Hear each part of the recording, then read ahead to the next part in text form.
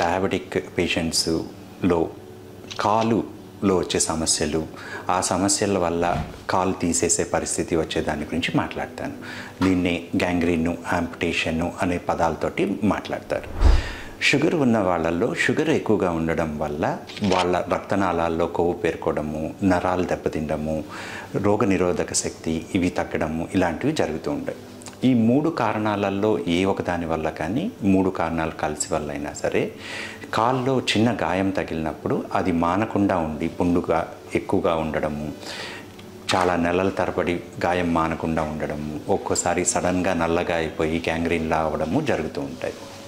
ఇలా జరిగినప్పుడు ఆ రక్త ప్రసరణ ఎలా ఉన్నది, దాన్ని మందుల ద్వారా కానీ లేదా బెలూన్ యాంజియోప్లాస్టీ లేదా స్టెంటింగు లేదా బైపాస్ ఆపరేషన్ లాంటి పద్ధతులతో రక్త ప్రసరణ ఇంప్రూవ్ చేసినందువల్ల ఈ గాయాలు మానడం జరుగుతుంది.